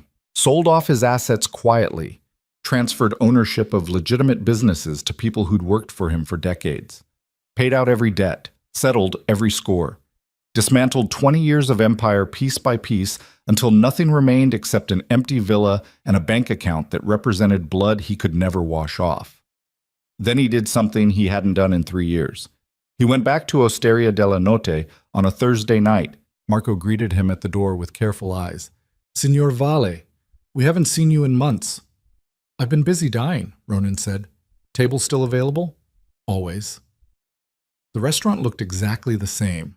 Same warm lighting, same opera music playing softly in the background, same couples celebrating anniversaries and families pretending their problems didn't exist. Ronan sat at his corner table, the one where Elena had spilled wine 6 months and a lifetime ago. Ordered the Primitivo, stared at the empty chair across from him. For the first time since Luca died, the emptiness didn't hurt. It just existed. A space that had once held someone he loved, now holding nothing but air and memory. Marco brought the wine personally, set it down with the reverence of a man performing a ritual he understood was sacred. "Will you be dining alone tonight, signore?" Ronan started to say yes, then stopped, because standing in the doorway, soaked from rain he hadn't noticed was falling, stood Elena Marrow. She looked different, thinner, hair shorter, wearing clothes that suggested she'd been living rough instead of comfortable, but the same green eyes, the same crooked smile that looked more sad than amused. Marco glanced between them. "Shall I set another place?" Ronan should have said no. Should have sent her away. Should have honored the deal they'd made on Bellini's lawn. Instead, yes. Elena crossed the restaurant slowly. Every eye tracked her movement. She pulled out the empty chair, Luca's chair, the chair she'd claimed that first Thursday, and sat down like she'd never left. "You look terrible," Ronan said. "You look worse." She gestured to Marco for wine. "I heard you walked away. Gave it all up." "Who told you?" "Chiara. She keeps tabs on me. Makes sure I'm not dead in a ditch somewhere." Elena's wine arrived. She drank half the glass in one swallow. "So, civilian life. How's that working out?" "It's boring, lonely, exactly what I deserve." Ronan studied her. "Why are you here? You promised to disappear." "I did disappear. Spent 6 months in Montenegro testifying against every criminal organization my father ever investigated. Chiara got her convictions. Bellini got life without parole. Santini got 25 years. She finished her wine, poured more. I fulfilled every obligation, answered every question, did my civic duty, and the whole time all I could think about was this restaurant, this table, this man who hates me but let me sit down anyway. I don't hate you." "Liar. I'm trying not to hate you. There's a difference." Elena laughed, broken, real. "Fair enough." They sat in silence. Rain hammered the windows. Opera swelled in the background. Around them, normal people lived normal lives while two broken souls shared wine and the weight of everything they'd destroyed. "I have something for you," Elena said finally. She reached into her bag, pulled out a small hard drive, set it on the table between them. "Every recording I made, every piece of evidence, 3 months of your life captured on surveillance equipment." Ronan stared at it. "Why are you giving this to me?" "Because it was never mine to keep. Because you deserve to know exactly what I took from you. Because—" her voice cracked. "Because I need you to understand that destroying it won't change what I did, but keeping it felt like I was still holding you hostage." Ronan picked up the hard drive. So small, so light, containing every intimate moment they'd shared, every strategic discussion, every piece of his life he'd let her see when he thought she was falling in love with him instead of building a case. He could smash it, burn it, throw it in the ocean and watch it disappear. Instead, he put it in his pocket. "Thank you," he said quietly. "You're not going to destroy it? Maybe later. Right now, I just want to know it exists somewhere other than a prosecutor's evidence locker." He met her eyes. "Does that make sense?" "No, but nothing about us has ever made sense." Marco appeared with food they hadn't ordered. Swordfish, pasta with sea urchin, the same meal from their first real date. He set it down without comment and disappeared. Elena looked at the food, then at Ronan. "He remembers. Everyone remembers we were the tragic love story, the criminal and the cop's daughter. Very Shakespearean. Shakespeare's lovers died at the end. We did die, just slower than Romeo and Juliet. Ronan picked up his fork. Eat. You look like you haven't had a decent meal in months. They ate in silence. The food tasted exactly as good as Ronan remembered. Perfect. Painful. A reminder that some things survived even when everything else burned. Halfway through the meal, Elena spoke again. I went to Luca's grave. Ronan's fork stopped halfway to his mouth. When? Yesterday. I wanted to tell him I was sorry, that I helped catch the people who killed him, that his father was the bravest man I'd ever met, even when he was too broken to see it. Tears cut down her cheeks. I know it doesn't mean anything. I know sorry doesn't bring him back, but I needed to say it anyway. Ronan set down his fork, closed his eyes, breathed through the sudden tightness in his chest. What did you tell him? He asked finally. That his death wasn't his fault. That he died because adults made terrible choices and he got caught in the crossfire. That if the world was fair, he'd be in Rome studying architecture instead of buried in Palermo's soil. Elena wiped her eyes. And that his father loved him more than life itself. That everything he did, every terrible choice, every act of violence, was him trying to build a world where Luca would be safe. That he failed, but the trying mattered. It didn't matter, he's still dead. It mattered to him, in the moment, when he thought he was bringing you lunch and making you smile. Elena's voice went soft. That's what kids do. They love their parents without conditions, without judgment. They just love. And Luca loved you. That matters even if it didn't save him. Ronan opened his eyes, looked at this woman who'd destroyed him and somehow understood the deepest wound he carried. I'm tired of being angry, he said, tired of grief, tired of carrying all this weight. So put it down. I don't know how. Yes, you do. Elena reached across the table, took his hand. You put it down the same way you picked it up. One choice at a time. One day at a time. You wake up tomorrow and decide not to carry it. And the next day you decide again. And eventually the weight gets lighter. What if it doesn't? Then you keep trying anyway. Because the alternative is dying while you're still breathing. And you've done that long enough. They finished eating, shared dessert, drank more wine than was probably wise, talked about nothing important, movies, books, the strange way Palermo smelled after rain. Normal conversation, the kind people had when they weren't running from assassins or dismantling criminal empires. It felt revolutionary. At midnight, Marco brought the check.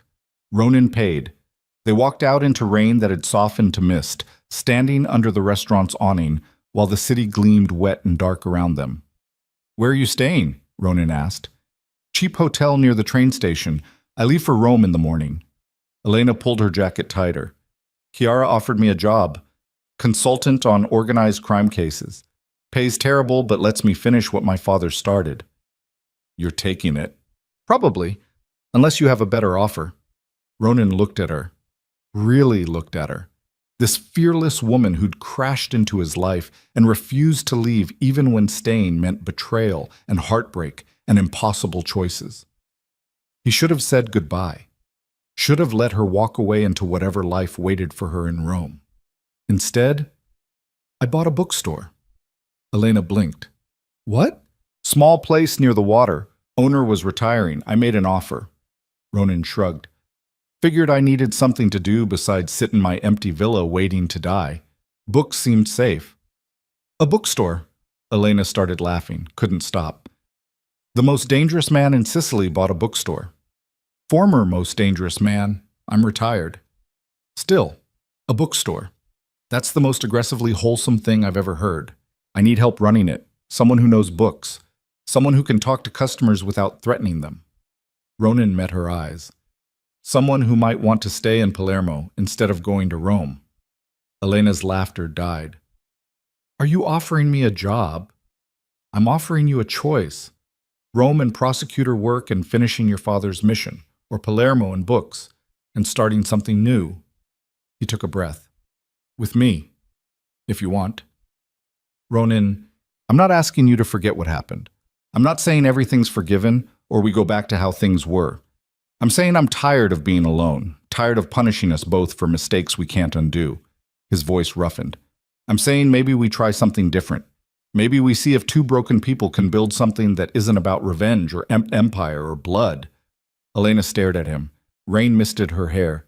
Tears mixed with water on her cheeks. I don't deserve this, she whispered. Neither do I. But maybe that's the point. Maybe we stop worrying about what we deserve and start figuring out what we need. What do you need? You. The word came out raw. True. I need you. Even though it's stupid, even though you broke my heart, even though every rational part of me says this is a terrible idea. He stepped closer. I need you, Elena. And I think you need me too. She closed the distance, kissed him. Soft and desperate and tasting like wine and rain and second chances that shouldn't exist but somehow did. When they broke apart, she said, I'll stay, but I have conditions. Of course you do. No secrets, no lies, complete transparency even when it hurts. Agreed. I keep consulting for Kiara, keep helping with investigations. That part of my life doesn't stop. Agreed. And you have to actually talk to me about Luca, about your grief, about everything you've been carrying alone for years. No more silent suffering. Ronan hesitated, then agreed. Okay? Elena smiled, crooked, real. Then I guess we're doing this. I guess we are. They walked through Palermo's rain-soaked streets toward Ronan's car. Didn't hold hands, didn't perform romance, just walked side by side like two soldiers who'd survived the same war and were trying to figure out what peace looked like. Yuck. 3 months later, Elena stood behind the counter of Marrow and Vale Books, shelving new arrivals while rain drummed against the windows. The store was small but perfect. Old hardwoods, floor-to-ceiling shelves, the smell of paper and coffee from the small cafe they'd added in the corner. Local artists displayed paintings on the walls. Musicians played acoustic sets on Friday nights. The place had become a gathering spot for Palermo's creative community, writers and painters, and people who wanted books instead of blood. Ronan emerged from the back room carrying a box of Italian literature. Set it down with a grunt. That's the last of the Calvino order. We're fully stocked. Good. We sold out in 2 days last time. Elena marked something in her inventory system. I'm telling you, we need to order double next month. You said that about the Ferrante novels. We're still sitting on 15 copies. Give it time. Everyone reads Ferrante eventually. They'd fallen into rhythm. Natural partnership. Ronan handled numbers and inventory. Elena handled customers and events. They worked together without stepping on each other's territory, learning the careful dance of two people who'd destroyed each other once and were determined not to do it again. The bell above the door chimed. A woman entered, shaking rain from her umbrella. Mid-20s, pregnant, looking around the store with wide eyes. Can I help you? Elena asked. I'm looking for something to read to my baby. The woman rested her hand on her swollen belly. Something beautiful, something that makes the world feel less terrible. Elena smiled. I have just the thing. She guided the woman to the children's section, pulled books with careful consideration, talked about rhythm and language and the way certain stories stayed with you forever. Ronan watched from behind the counter, watched Elena laugh with the customer, watched her handle books like they were sacred objects, watched her be completely authentically herself in a way he'd never seen when she was pretending to be just a waitress gathering evidence. This was who Elena Marrow really was. Not a spy, not her father's daughter, just a woman who loved stories and people and the idea that words could matter more than violence. The customer bought 5 books, left happy. The bell chimed again as the door closed. Elena walked back to the counter. You're staring. I'm observing. That's creepy. I'm allowed to be creepy. It's my bookstore. Our bookstore. She pulled him close, kissed him quick. Equal partners, remember? How could I forget? You remind me constantly. They finished closing up, counted the register, locked the doors, walked upstairs to the small apartment above the store where they'd been living for the past month. Small space, barely furnished. Nothing like Ronan's villa, but it felt more like home than anywhere he'd lived in decades. Elena cooked dinner, pasta with vegetables and too much garlic. Ronan opened wine. They ate on the small balcony overlooking Palermo's harbor, watching ships come and go while the city hummed with life below. Chiara called today, Elena said. Bellini's final appeal was denied. He's officially never getting out. Good. She also said they arrested 3 of his associates in Milan. The network's almost completely dismantled. Elena set down her fork. My father would have been proud. He spent his whole life chasing these people. We actually caught them. Does it feel like victory? No. It feels like we stopped one version of evil and 10 more are waiting to take its place. She sipped her wine. But maybe that's okay. Maybe we're not supposed to win.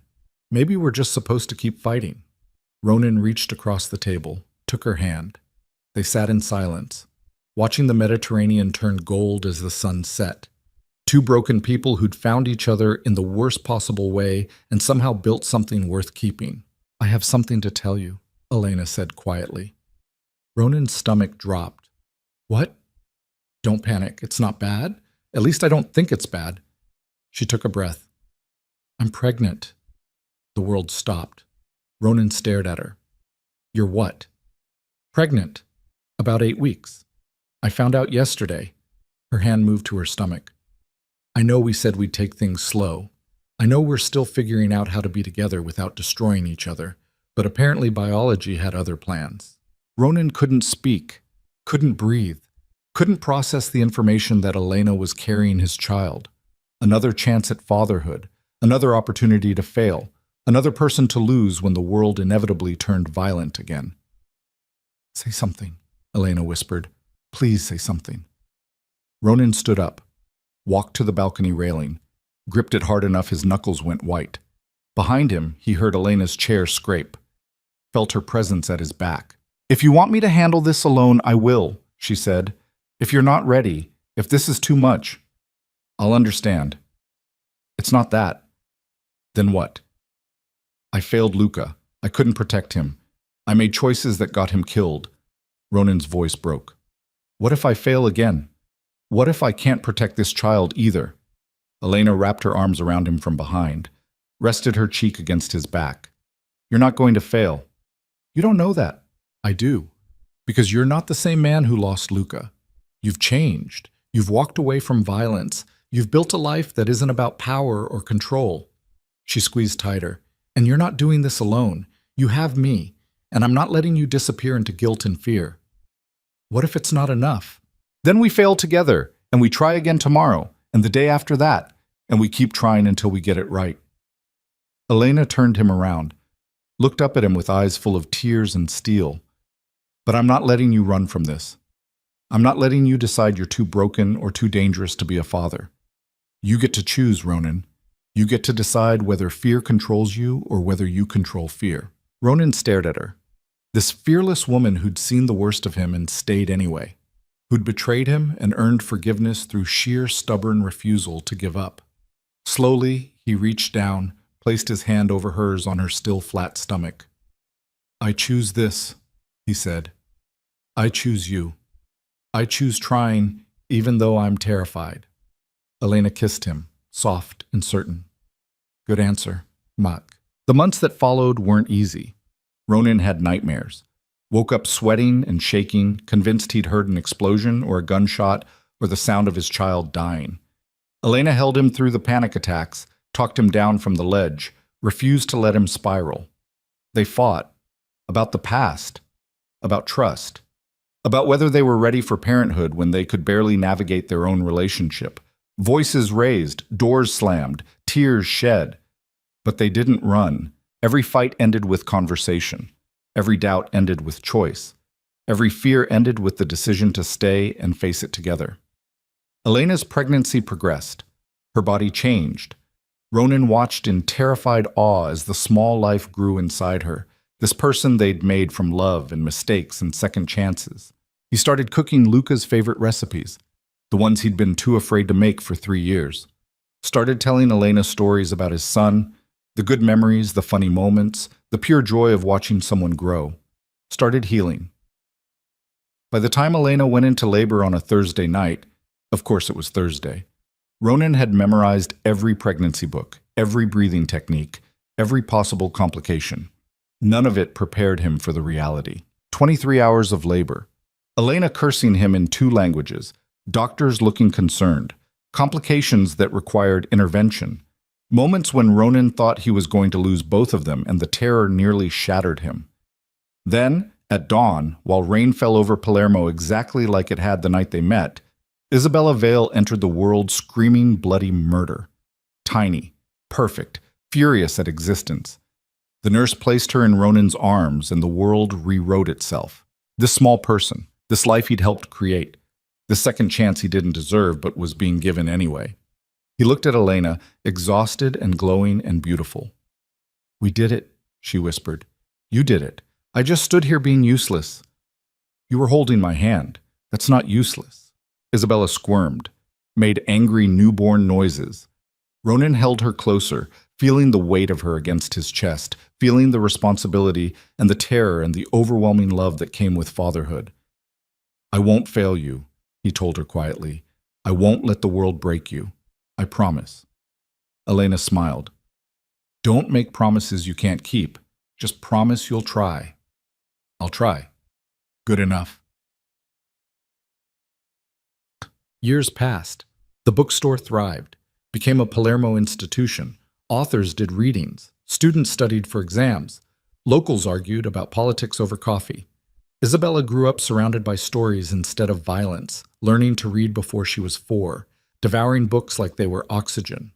Ronan and Elena never married, didn't need the ceremony, just chose each other every day through fights and joy and the endless work of building a life together. Some Thursdays, they still went to Osteria della Notte. Same table, same wine, different conversation. Isabella asked about her name once when she was 7. Why Isabella? Why not something Italian? Elena told her the truth, that her father had a son named Luca who died before she was born, that Isabella meant devoted to memory, that she was named in honor of the boy Ronan had loved and lost, a reminder that love survived even when the person didn't. Was Luca brave? Isabella asked. Ronan thought about it, about his son cutting class to bring him lunch, about the senseless tragedy, about the way loss had nearly destroyed him. He was young, Ronan said finally.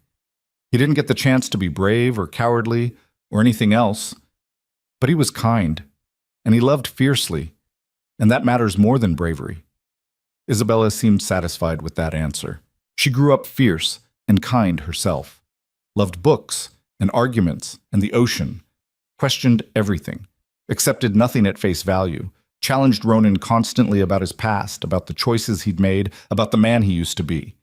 He answered honestly, told her about the empire, the violence, the mistakes that had cost lives, didn't hide behind euphemism or justification, just gave her the truth and let her decide what it meant.